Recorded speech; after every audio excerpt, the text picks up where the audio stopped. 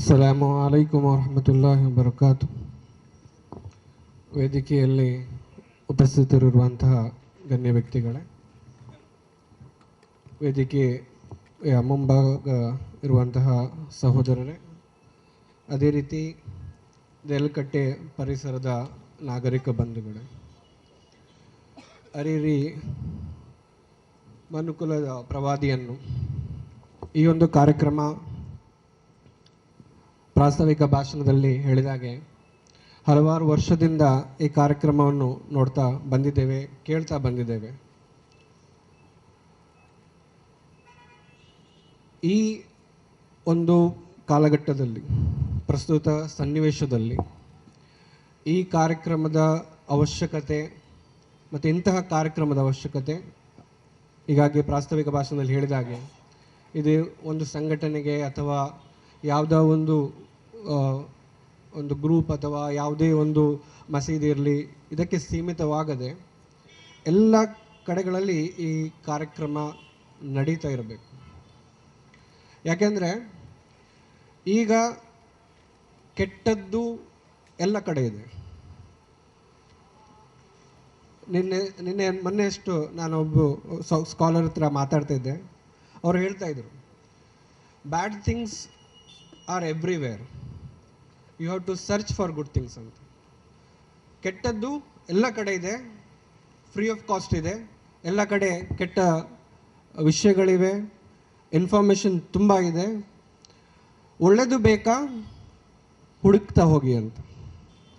ಆ ಒಂದು ಕಾಲಘಟ್ಟದಲ್ಲಿ ನಾವಿದ್ದೇವೆ. ಕೆಟ್ಟ ವಿಷಯಗಳು ಬೇಕಾ, ಮೊಬೈಲ್ ಓಪನ್ ಮಾಡಿ ನಿಮ್ಮ ಸ್ಕ್ರೀನಲ್ಲೇ ಬಂದುಬಿಡುತ್ತೆ. ಅದೇ ನಿಮಗೆ ಒಳ್ಳೆ ವಿಷಯ ಬೇಕಾ, ಅಲ್ಲಿ ನೀವು ಸರ್ಚ್ ಇಂಜಿನ್ಗೆ ಹೋಗ್ಬೇಕು, ಸರ್ಚ್ ಮಾಡುವ ಈ ಒಂದು ಕಾಲಘಟ್ಟದಲ್ಲಿ ನಮಗೆ ಈ ರೀತಿಯ ವಿಷಯಗಳು ಅರಿಯುವುದು ಅಗತ್ಯ. ಏನಿದೆ ಇಸ್ಲಾಂ, ವಾಟ್ ಈಸ್ ಇಸ್ಲಾಂ ಅಂತ ಕೇಳಿದಾಗ ಹೆಚ್ಚಾಗಿ ಮದ್ರಸಾ ದಿನಗಳಿಂದ ನಾವು ಓದೋದು 5 ವಿಷಯಗಳಿರ್ತವೆ ಅಂತ. ನಮಾಜ್ ಇರ್ಬೋದು, ಹಜ್ ಇರ್ಬೋದು, ಉಪವಾಸ ಇರ್ಬೋದು, ಝಕಾತ್ ಇರ್ಬೋದು. ಇದೇ ಇಸ್ಲಾಂ ಎನ್ನುವ ಬೌಂಡ್ರಿಯಲ್ಲಿ ನಾವಿರ್ತೇವೆ. ಹೆಚ್ಚಾಗಿ ನಾವು ಥಿಂಕ್ ಮಾಡ್ತೇವೆ, ನಾವು ನಮಾಜ್ ಮಾಡ್ತೇವೆ, ಝಕಾತ್ ಇದೆ, ಹಜ್ ಇದೆ, ಉಪವಾಸ ಹಿಡಿತೇವೆ, ಎಲ್ಲ ಇದೆ.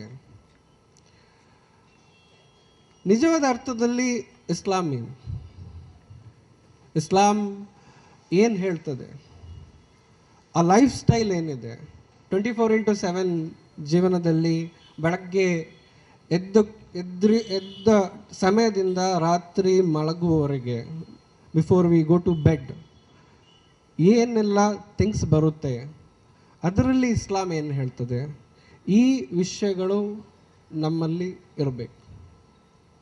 ನಾವು ಮಾಡುವ ಎಲ್ಲ ವಿಷಯಗಳು ಎಷ್ಟು ಡೀಪಲ್ಲಿ ನಾವು ಈ ನಮ್ಮ ಪ್ರವಾದಿ ಸಲ್ಲಲ್ಲಾಹು ಅಲೈಹಿ ವಸಲ್ಲಂರನ್ನು ಅರ್ಥ ಮಾಡಬೇಕಂತ ಹೇಳಿದರೆ, ಸಿಂಪಲ್ ಥಿಂಗ್, ನಮ್ಮ ನಬಿ ಸಲ್ಲಲ್ಲಾಹು ಅಲೈಹಿ ವಸಲ್ಲಂರು ನಮಗೆ ಶೌಚಾಲಯದಲ್ಲಿ ಏನು ಮಾಡಬೇಕಂತ ಕಲಿಸಿಕೊಟ್ಟದೆ. ವೆರಿ ಮೈನರ್ ಥಿಂಗ್, ವೆರಿ ಹೆಚ್ಚಾಗಿ ಹೇಳೋದು ಗಲೀಜ್ ಆಸ್ಪೆಕ್ಟ್ ಅಲ್ವಾ, ಅದು ಕೂಡ ನಮಗೆ ಕಲಿಸಿಕೊಟ್ಟಿದ್ದಾರೆ. Then think about other aspect, ಬೇರೆ ಬಗ್ಗೆ ಯೋಚಿಸಿ. ಈ ಚಿಕ್ಕ ವಿಷಯದಲ್ಲೇ ನಮಗೆ ಅರಿವು ಇದೆ, ರೂಲ್ಸ್ ಆ್ಯಂಡ್ ರೆಗ್ಯುಲೇಷನ್ಸ್ ಇದೆ. ಮತ್ತು ನಾವು ಮಾಡ್ತಾ ಇರುವಂತಹ ಎಲ್ಲ ನಮ್ಮ ಜೀವನ ಶೈಲಿ ಇರ್ಬೋದು, ಕುಟುಂಬ ಜೀವನ ಶೈಲಿ ಇರ್ಬೋದು, ನಮ್ಮ ಎಜುಕೇಷನ್ ಇರ್ಬೋದು, ನಮ್ಮ ಬಿಸ್ನೆಸ್ ಇರ್ಬೋದು, ನಾವು ಮಾತಾಡುವ ನಮ್ಮ ವ್ಯವಹಾರಗಳಿರ್ಬೋದು, ಎಲ್ಲ ರೀತಿಯಲ್ಲಿ there is a rules and regulations, there are instructions. ನಮಗೆ ಅದರಲ್ಲಿ ಪದ್ಧತಿಗಳಿವೆ, ಎಲ್ಲ ಕಡೆ ಅಡ್ವೈಸ್ಗಳಿವೆ. ಇದು ಕಂಪ್ಲೀಟ್ ಬಂದಾಗ ಅಲ್ಲಿ ನಿಜವಾದ ಅರ್ಥದಲ್ಲಿ ನಾವು ಇಸ್ಲಾಮಿನ ಒಂದು ಬೌಂಡ್ರಿಯಲ್ಲಿದೆ. ಹೆಚ್ಚಾಗಿ ನಾವು ಥಿಂಕ್ ಮಾಡ್ತೇವೆ, ಮುಸ್ಲಿಮ್ಸ್ ನಮಗೆ ರೆಕಗ್ನಿಷನ್ ಇರಬೇಕು, ಆ ಒಂದು ಯಾರಾದರೂ ನೋಡಿ ನಮ್ಮನ್ನು ಕಲಿಬೇಕು, ಪದ್ಧತಿಗಳು ಕಲಿಬೇಕು, ಅವರು ಅರ್ಥೈಸಬೇಕು ಅನ್ನೋದು. ಆ ರೀತಿ ಆಗ್ತಾ ಇಲ್ಲ. ಯಾಕೆ ಆಗ್ತಾ ಇಲ್ಲ ಅಂತ ಹೇಳಿದರೆ, ಮೊದಲನೇದಾಗಿ ನಮಗೆ ಬೇಕಾದ್ದು ದ ಬೆಸ್ಟ್ ಕ್ಯಾರೆಕ್ಟರ್, ಅಖ್ಲಾಕ್. Simple thing. ಮೊದಲು ಯಾವಾಗ ನಮಗೆ ಇಲ್ಲಿ ಇಸ್ಲಾಂ ಬಂತು, ಆ ಹೊತ್ತಿನಲ್ಲಿ ಯಾರಿಗೂ ಕೂಡ ಲ್ಯಾಂಗ್ವೇಜ್ ಗೊತ್ತಿರಲಿಲ್ಲ, ಇಂಡಿಯನ್ ಲ್ಯಾಂಗ್ವೇಜ್ ಗೊತ್ತಿರಲಿಲ್ಲ. ಆದರೂ ಯಾರೆಲ್ಲ ಬಂದಿದ್ದರು ಅರೇಬಿಯನ್ ರಾಷ್ಟ್ರಗಳಿಂದ, ಅವರನ್ನು ನೋಡಿ, ಅವರ ಅಖ್ಲಾಕ್ ನೋಡಿ, ಅವರ ಕ್ಯಾರೆಕ್ಟರ್ ನೋಡಿ, ಅವರ ವ್ಯವಹಾರ ನೋಡಿ, ಅವರ ಬಿಸ್ನೆಸ್ ನೋಡಿ, ಅದನ್ನು ನೋಡಿ ಮೆಚ್ಚಿ ಜನ ಅವರನ್ನು ಆಕ್ಸೆಪ್ಟ್ ಮಾಡಿದ್ದು. ಇವತ್ತು ನಮ್ಮನ್ನು ನೋಡಿ, ನಮ್ಮನ್ನು ಮೆಚ್ಚಿ ಎಷ್ಟು ಜನ ನಮ್ಮನ್ನು ಇಷ್ಟಪಡ್ತಾ ಇದ್ದಾರೆ. ನಮ್ಮ ವ್ಯವಹಾರ ರೀತಿಯನ್ನು ನೋಡಿ ಎಷ್ಟು ಜನ ನಮ್ಮನ್ನು ಇಷ್ಟಪಡ್ತಾ ಇದ್ದಾರೆ. ನಾವು ಇನ್ ಆಬ್ಸೆನ್ಸ್, ಯಾರೋ ಒಬ್ಬ ಸೂಪರ್ವೈಸರ್ ಇಲ್ಲದೆ, ನಾವು ಎಷ್ಟು ಜನ ನಮ್ಮ ಕೆಲಸ ನನ್ನ ಅಲ್ಲಾಹನು ನೋಡ್ತಾ ಇದ್ದಾನೆ ಅಂತ ಹೇಳಿ ನಾವು ಮಾಡ್ತಾ ಇದ್ದೇವೆ. ನಾವು ಎಷ್ಟು ಜನ ಕರೆಕ್ಟಾಗಿ ಏನೇನೆಲ್ಲ ಜಾಬ್ ಅಸೈನ್ ಆಗಿದೆ ಅದು ಮಾಡ್ತಾ ಇದ್ದೇವೆ.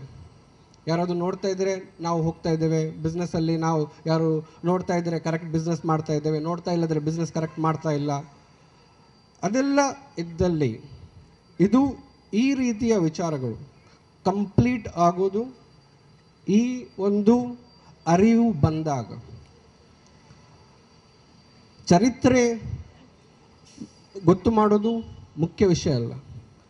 ಇಲ್ಲಿ ನಮ್ಮ ನಬಿ ಸಲ್ಲಲ್ಲಾಹು ಅಲೈಹಿ ವಸಲ್ಲಂರು ಹೇಗೆ ಜೀವನ ಶೈಲಿ ನಡೆಸಿದ್ರು, ಇಂಪ್ಲಿಮೆಂಟೇಷನ್ ಹೇಗೆ ಲೈಫ್ ಇತ್ತು, ಆ ಲೈಫ್ ನನ್ನ ಜೀವನದಲ್ಲಿ ನಡೀತಾ ಇದೆಯಾ, ನನ್ನ ಕುಟುಂಬದಲ್ಲಿ ನಡೀತಾ ಇದೆಯಾ, ಈ ವಿಚಾರ ಗಂಭೀರವಾಗಿ ಚಿಂತಿಸಿ ಅಳವಡಿಸುವಂತಹ ಕಾಲಘಟ್ಟ ಇದು.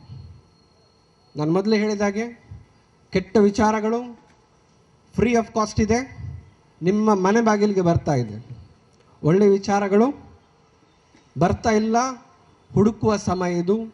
ಹುಡುಕಿ ಇಲ್ಲ ಅಂತ ಹೇಳಿದರೆ ಕೆಟ್ಟ ವಿಚಾರಗಳು ಎಲ್ಲರೂ ಈಗೇನಾಗ್ತಾ ಇದೆ ಅಂತ ಹೇಳಿದರೆ 100 ಜನ ಕೂಡ ಕೆಟ್ಟ ವಿಚಾರವನ್ನು ಕೆಟ್ಟದ್ದು ಅನ್ನೋದು ಆಕ್ಸೆಪ್ಟ್ ಮಾಡ್ತಾ ಇಲ್ಲ.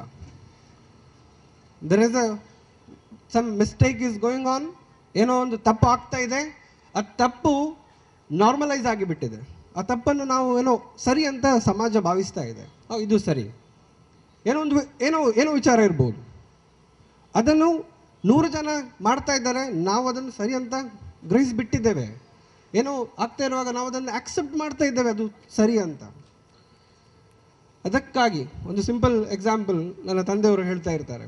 ಒಬ್ಬರು ಗುರುಗಳಿದ್ದರು, ಅವರು ಮಸೀದಿಗೆ ಯಾವಾಗಲೂ ಹೋಗ್ತಾ ಇರುವಾಗ ಈ ಅಂಗಡಿ ಹತ್ತಿರ ಮಕ್ಕಳು ಕ್ಯಾರಮ್ ಆಡ್ತಾ ಇದ್ರಂತೆ ಯಾವಾಗಲೂ. ಸೊ ಗುರುಗಳು ಯಾವಾಗಲೂ ಹೋಗ್ತಾ ಇರುವಾಗ ಕರೀತಾ ಇದ್ರಂತೆ, ಮಕ್ಕಳೇ ಮಸೀದಿಗೆ ಬನ್ನಿ. 1 ದಿನ ಆಯಿತು, 2 ದಿನ ಆಯಿತು, ಮಕ್ಕಳು ಕೇಳ್ತಾ ಇರಲಿಲ್ಲ. ಹೀಗೆ 1 ತಿಂಗಳು ನಡೆಯಿತು. ಒಂದು ದಿನ ಉಸ್ತಾದರಿಗೆ ಗೆರಾವ್ ಮಾಡಿದ್ರಂತೆ. ಗೆರಾವ್ ಮಾಡಿ ಕೇಳಿದ್ರಂತೆ, ನಿಮಗೆ ಅರ್ಥ ಆಗ್ತಾ ಇಲ್ವಾ? ಡೈಲಿ ಬರ್ತೀರಾ, ಕೇಳ್ತಾ ಇದ್ದೀರಾ, ನಾವು ಬರೋದಿಲ್ಲ ಅಂತ ಹೇಳ್ತಾ ಇದ್ದೇವೆ, ತಲೆ ಸರಿ ಇಲ್ವಾ ನಿಮಗೆ ಉಸ್ತಾದ್ರೆ? ಕೇಳಿದಾಗ ಉಸ್ತಾದ್ರು ಹೇಳಿದ ಉತ್ತರ, ನನಗೆ ಗೊತ್ತು ನೀವು ಬರುವುದಿಲ್ಲ, ನನಗೆ ಗೊತ್ತು ನೀವು ಬರುವುದಿಲ್ಲ. ನಾನು ನಿಮಗೆ ಡೈಲಿ ಕರೆಯುವುದು ರೀಸನ್ ಒಂದೇ, ನಾನು ನಿಮಗೆ ಕರೀಲಿಕ್ಕೆ ಸ್ಟಾಪ್ ಮಾಡಿದ್ದಲ್ಲಿ ನೀವು ನನ್ನನ್ನು ಕರಿಬೋದು, ಇಲ್ಲಿಗೆ ನೀವು ನನ್ನನ್ನು ಆಟ ಆಡಲಿಕ್ಕೆ ಕರಿಬೋದು. ಆ ಸಿಚುವೇಶನ್ ಬರಬಾರ್ದು ಅನ್ನೋ ಒಂದೇ ಒಂದು ಉದ್ದೇಶದಿಂದ ನಾನು ನಿಮ್ಮನ್ನು ಕರೀತಾ ಇದ್ದೆ. ಈ ಚಿಂತನೆ ಅಗತ್ಯ. ಮತ್ತು ಸಹಾಬಾಗಳ ಸಮಯದಲ್ಲಿದ್ದ culture, one important culture of ಸಹಾಬಾಗಳು ಓರ್ವ ವ್ಯಕ್ತಿ ಮತ್ತೋರ್ವ ವ್ಯಕ್ತಿ ಒಂದು ಕಾನ್ಸೆಪ್ಟನ್ನು ಫಾಲೋ ಮಾಡ್ತಾಯಿದ್ರು, ಕನ್ನಡಿಯ ಕಾನ್ಸೆಪ್ಟ್, ಮಿರರ್ ಕಾನ್ಸೆಪ್ಟ್. ಅವರ ಪ್ರಕಾರ ಓರ್ವ ಮೋಮಿನ್, ಓರ್ವ ಮನುಷ್ಯ ಮತ್ತೋರ್ವ ಮನುಷ್ಯನ ಕನ್ನಡಿ, ಓರ್ವ ಮನುಷ್ಯ ಮತ್ತೋರ್ವ ಮನುಷ್ಯನ ಕನ್ನಡಿ. ಏನು ಕನ್ನಡಿ ಕೆಲಸ? ಕನ್ನಡಿ ಏನು ನಿಮ್ಗೆ ಏನು ಹೇಳ್ತದೆ? ಕನ್ನಡಿ ಹೆಚ್ಚಾಗಿ ಕನ್ನಡಿ ನಿಮ್ಮನ್ನು ತೋರಿಸುತ್ತೆ, ಕರೆಕ್ಟ್? ಹೇಗೆ ಇದ್ದೀರಾ ಅಂತ ತೋರಿಸ್ತದೆ ಅಲ್ವಾ? ಈ ಕೆಲಸ ಆಗಬೇಕು. ನಾನು ಕ್ರಿಟಿಸೈಸ್ ಮಾಡಿ ಅಂತ ಹೇಳ್ತಾ ಇಲ್ಲ, ಯಾರಿಗೆ ಇನ್ಸಲ್ಟ್ ಮಾಡಿ ಅಂತ ಹೇಳ್ತಾ ಇಲ್ಲ. ಕರೆಕ್ಷನ್ ಮಾಡುವ ಸಮಯ ಇದು. ಕನ್ನಡಿಯ ಕೆಲಸ ಮಾಡಿ. ಅದಕ್ಕೆ ಅವ್ರು ಯಾವಾಗಲೂ ಸಹಾಬಿಗಳು ಹತ್ತಿರ ಹೋಗ್ತಾ ಇರುವಾಗ ಒಂದು ಸೂರ ಓದ್ತಾ ಇದ್ದಾರೆ, ಬಿಸ್ಮಿಲ್ಲಾಹಿರ್ ರಹ್ಮಾನಿರ್ ರಹೀಮ್, ವಲ್ ಅಸ್ರಿ ಇನ್ನಲ್ ಇನ್ಸಾನ ಲಫೀ ಖುಸ್ರ್ ಇಲ್ಲ ಲಝೀನ ಆಮನು ವಅಮಿಲು ಸ್ಸಾಲಿಹಾತ್ ವತವಾಸೌ ಬಿಲ್ ಹಕ್ ವತವಾಸೌ ಬಿಸ್ ಸಬ್ರ್. ಇದು ಓದ್ತಾ ಹೋಗ್ತಾ ಇರುವಂತಹ ಸಮಯ. ಯಾಕೆಂತ ಹೇಳಿದರೆ ಕಾಲದ ಆನೆ, the people are in danger. ಮನುಷ್ಯರು ಒಂದು ದೊಡ್ಡ ಲಾಸಲ್ಲಿದ್ದಾರೆ. ಸ್ವಲ್ಪ ಜನರನ್ನು ಬಿಟ್ಟು ಈಮಾನ್ ಅಲ್ಲಿದ್ದವರು, ಒಳ್ಳೆ ಕೆಲಸ ಮಾಡಿದವರು, ಸಬರ್ ಮತ್ತು ತವಾಸೌ ಬಿಲ್ ಹಕ್ ಮತ್ತು ಸಬರ್ನ ಸಲಹೆ ಮತ್ತು ಇಂಪ್ಲಿಮೆಂಟ್ ಮಾಡುವವರನ್ನು ಬಿಟ್ಟು ಅಂತ ಹೇಳಿ. ಸೊ ಅವ್ರು ಕೇಳ್ತಾ ಇದ್ರಂತೆ ಹೋಗ್ತಾ ಇರುವಾಗ ಈ ಸೂರತ್ ಯಾವಾಗಲೂ ಓದ್ತಾ ಇದ್ದ ಒಂದೇ ಒಂದು ರೀಸನ್ ಅಂದರೆ, ನನ್ನ ತಪ್ಪುಗಳನ್ನು ನನಗೆ ಹೇಳಿ, ನೀನು ನನ್ನ ಕನ್ನಡಿ, ನಿನ್ನನ್ನು ನಾನು ಕರೆಕ್ಟ್ ಮಾಡ್ತೇನೆ, ನನ್ನನ್ನು ನೀನು ಕರೆಕ್ಟ್ ಮಾಡು. ಈ ಕೆಲಸ ಆಗಬೇಕು. ಈ ಕೆಲಸ ಆಗಬೇಕಂದ್ರೆ ನಾವು ಮತ್ತೊಬ್ಬರಿಗೆ ಕರೆಕ್ಟ್ ಮಾಡುವ ಒಂದು ಜವಾಬ್ದಾರಿಯನ್ನು ತಗೊಳ್ಬೇಕು ಮತ್ತು ನಾವು ಅವರನ್ನು ಕೂಡ ಕರೆಕ್ಟ್ ಮಾಡಬೇಕು. ಆ ನಿಟ್ಟಿನಲ್ಲಿ ಈ ಕಾರ್ಯಕ್ರಮಗಳು ಪ್ರಸ್ತುತವಾಗಿದೆ. ಈ ಕಾರ್ಯಕ್ರಮ ಅಗತ್ಯ ಇದೆ. ಇನ್ನೂ ಕಾರ್ಯಕ್ರಮ ನಡೀಬೇಕು.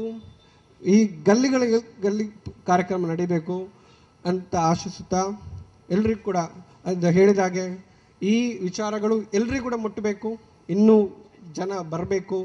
ನೀವು ಇಲ್ಲಿಯ ವಿಚಾರಗಳನ್ನು ಮತ್ತೊಬ್ಬರಿಗೆ ತಲುಪಿಸಬೇಕು. ಈ ಜವಾಬ್ದಾರಿ ನಿಮ್ಮ ಮೇಲೆ ಇಟ್ಟು ನಾನು ನನ್ನ ಮಾತನ್ನು ಮುಗಿಸ್ತಾ ಇದ್ದೇನೆ. ಅಸ್ಸಲಾಮು ಅಲೈಕುಂ.